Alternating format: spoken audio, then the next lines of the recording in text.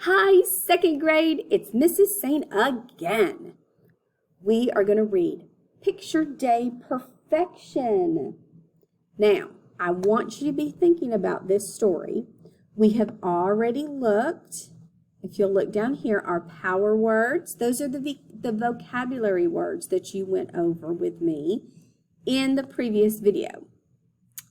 Planned, perfect, hamper, disaster, scowl, mood, queasy, and fiddled.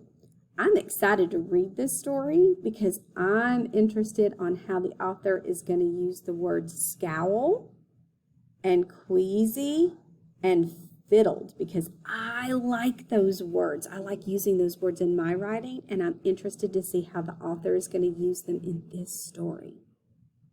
Now, what we have to remember about this story is this is fiction.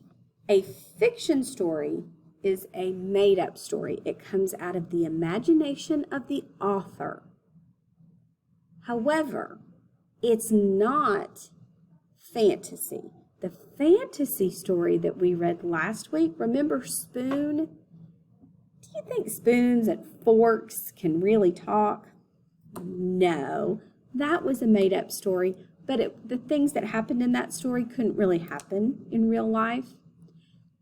This story, Picture Day Perfection, is realistic fiction. It actually takes place in a place that really exists in real life. I mean, there are definitely homes and schools and buses.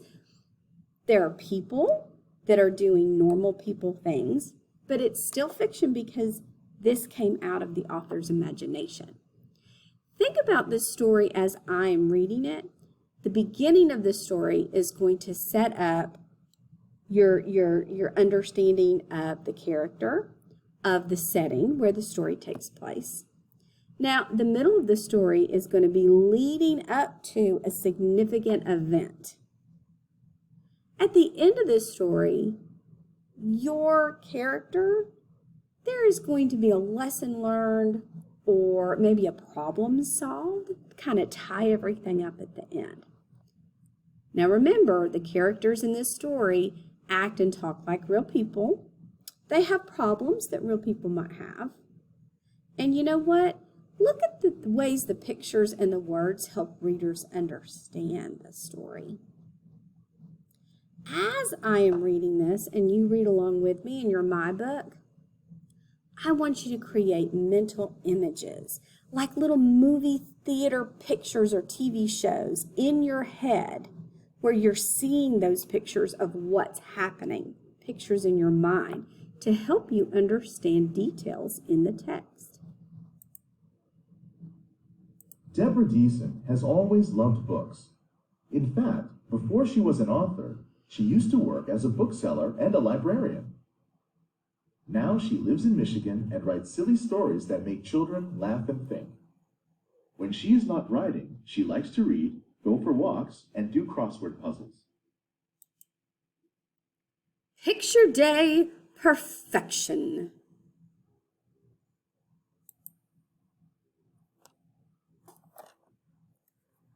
I'd planned for months.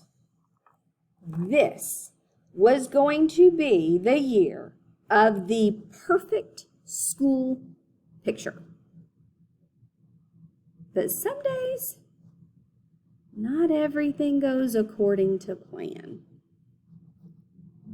The day started with the worst case of bedhead ever. Exhibit A, front view. Exhibit B, side view. Exhibit C, back view. Exhibit D, the look on my brother's face when he saw my hair.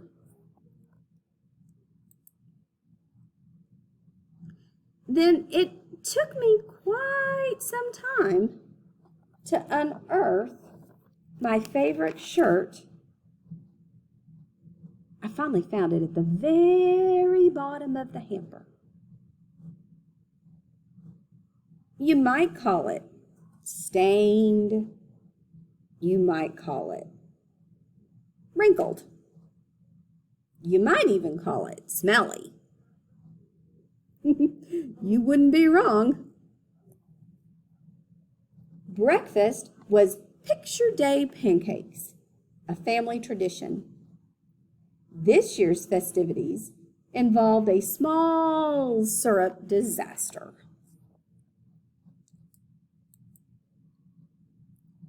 More accurately described as a large syrup disaster. And it occurred exactly as the bus pulled up. I had a feeling we'd be getting a new family tradition. On the bus, I got into a small bit of trouble. Make that a large bit of trouble. The bus driver made me sit in the seat right behind him for the rest of the ride. By the time I got to school, my picture day face was fixed in a scowl.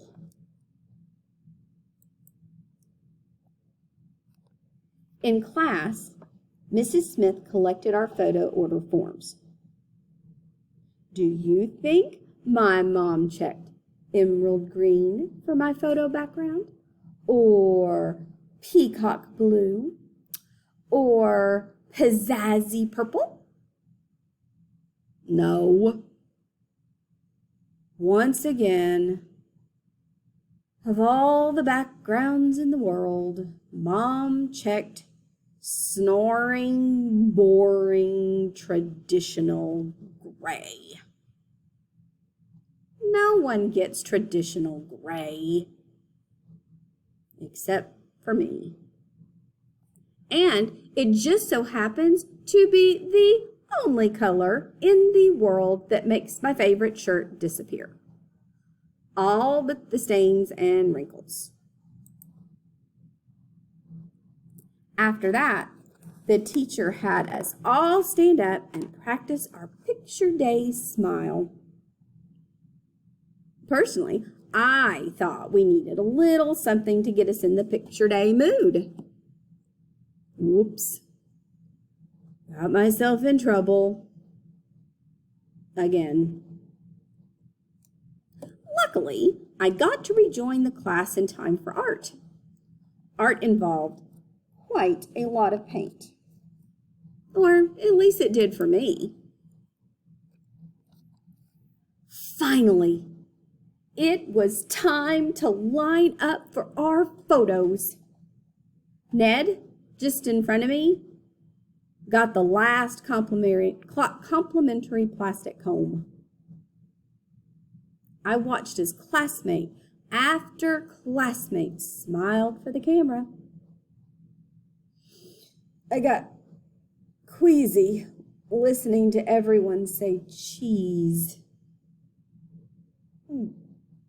I can't stand cheese. The mere thought of it turns me green. Deeply green.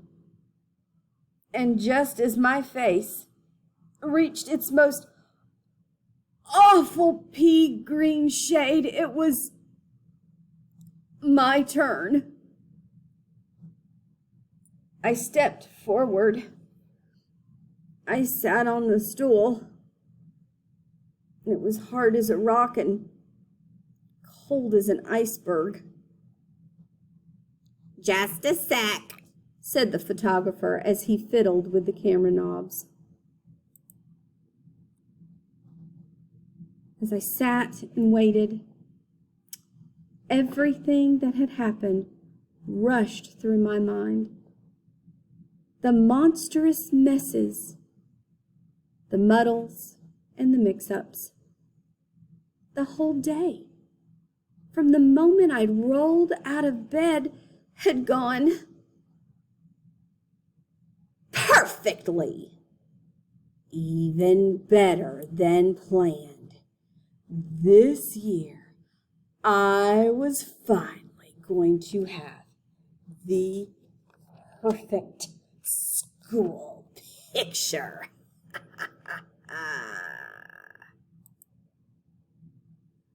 And that's when I heard Click! In a flash, all my hard work, my perfectly tangled hair, my perfectly rumpled shirt, my perfectly sticky face, my perfectly composed scowl, that perfect boring background, those perfect paint splatters, that perfect sickly pallor. Wasted, useless, ruined in a moment of weakness by an unexpected smile. Mom says it's my best picture ever.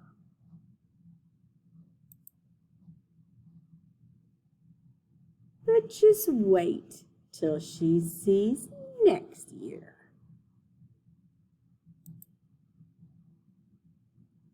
Alrighty, our activity today, you are going to create mental images, okay? Talk with your mom or dad, grandma, grandpa, whoever's there with you.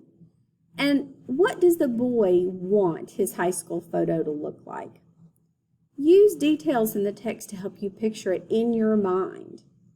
And then describe your picture to a partner. You know what? You could even draw that picture if you wanted to.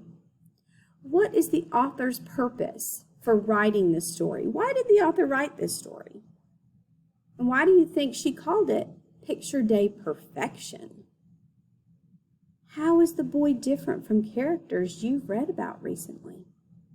Explain whether you think he learns a lesson. Remember, I told you the end of a story, either a problem is solved or a lesson is learned. At the end of our story, do you think that this little boy learned a lesson?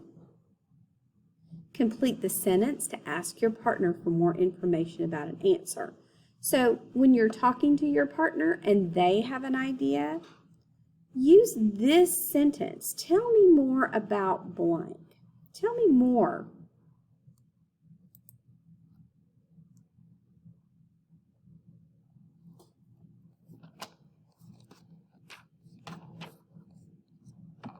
Now, guys, you are going to be writing a sequel.